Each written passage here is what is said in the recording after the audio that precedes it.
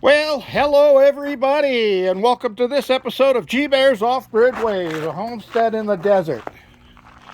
I'm sorry, I just had to swat the dogs away from licking the backs of my legs. So anyway, uh, yeah, wherever I was, wherever I ended it, you've heard it all before. The new watering bucket. It holds a lot more water than the last one did, but the most important part is I chained it down to the platform because I was getting up every morning and I'd have to go searching for the plastic bowl I had there for water. And we'd be out there in the desert somewhere or out there in the desert somewhere.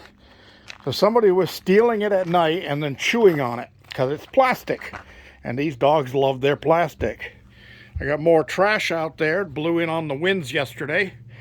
And that's why yesterday was a no-shoot day. I had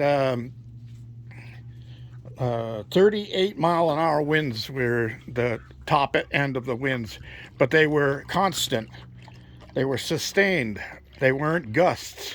It was just constant. And it started somewhere in the middle of the night. The night before, while I was sleeping, I heard the winds come up, and oh my God, was it noisy. Oh my God, it was noisy. Anyway, I'm not going to move around too much today because those of you who don't like the camera bouncing around will be really upset because right now I've got an episode of gout in my left ankle. And beautiful. It came on last night in the middle of the night, and I got up to go to the bathroom and I went, ow! And yeah, so I took some cranberry pills, and I'm going to go to the store tomorrow. I'll pick up some cherry juice, and it'll all be gone in a day or so. So anyway, the reason is I've had red meat 3 days in a row, and then last night I had pork chops, and that really got to me. Of course, topping it off with beer, you know, nothing to do but sit in the house, so why not, right? Well, I'm going to be going in a little while and kick my shoes off, kick my hat off, kick my hoodie off, because it's nice outside. It's almost 60 degrees, not quite, but almost. And no wind today, but the winds are supposed to come back tomorrow. So I did get my new bridge rectifier, and I'll be showing that in a future video. I got it installed, but the meter, the watt meter and power analyzer meter didn't show up, and that doesn't come in until this Friday. So I'll have to wait to put that in, and then I'll do a video on the two of them together. But since the winds had stopped, it was a good time for me to get the bridge rectifier into place, because you don't want to do that while the thing is running and hot with electricity. So I did get that in, and the other thing was for Common Man. At Common Man is his handle for YouTube. One of my very, very constant viewers, always watches every video and always comments on every video, even if it's just the words thumbs up. He's there for me and helping support my channel, so I really appreciate that. And he wanted to know about the chicken feed that I was giving the chickens, and if it was helping. Well, yeah, I've got an increase in production of eggs since I started using the Grubterra mealworms, the black fly larvae, and yeah, they were just fine, and everything was going great. And then, of course, we had every night for the last week and a half, 2 weeks or so, it's been going down below freezing. And Of course, the chickens, when they're under stress, they lighten up on their egg laying a little bit. But yesterday, a video popped up on my YouTube and said that people have been complaining that since they've been using the two brands, Do More and Producer's Pride, of chicken feed that they buy at Tractor Supply, that their egg laying fell off down to 2 or 3 eggs a day, and that where they were getting 8, 10, 12 a day. And that's what's happened to me here too, and those are the brands I use. So I'm wondering if the feed is one of the problems.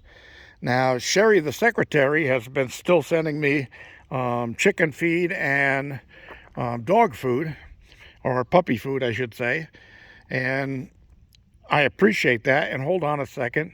Hey, get away from there. Yeah, you heard me. What do I tell you 10 times a day? You think you could sneak over while I'm doing something else and I'm not going to pay attention? DOG, you're going to be in trouble. All right, so anyway, yeah, got to keep an eye on these guys. They're just like kids.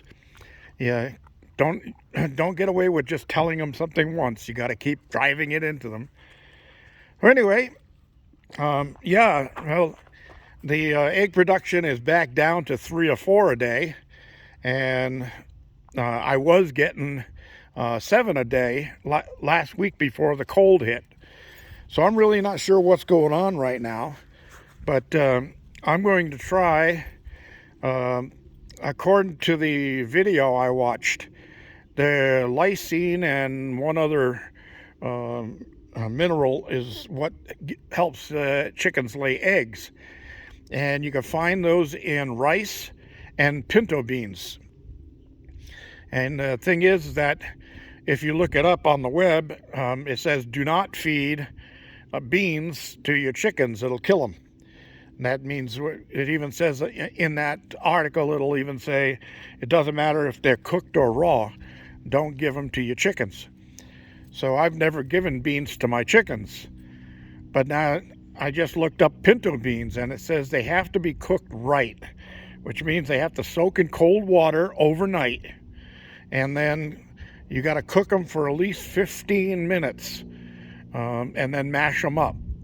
And same thing with the rice. You just cook the rice to whatever your instructions are on the rice, like 1 cup of rice to 2 cups of water, or whatever it says on your instructions.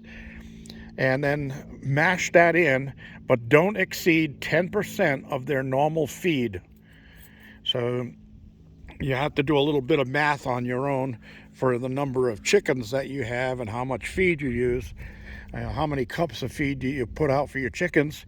And then 1/10 of that would be the mixture of rice and pinto beans, cooked pinto beans. And that's supposed to help increase egg production. So I'm going to give that a try, but I won't do it until my ankle is better, because my ankle hurts. So anyway, there's the door open where I just came out of a little while ago, putting in the bridge rectifier. And I did go down yesterday in the wind and the cold, and I watered the garden down because the winds have been blowing, so of course it's evaporating all the moisture from the rains that we had. So you can see my water down there is just below that that upper rail, and that's how much water I use to soak the garden down.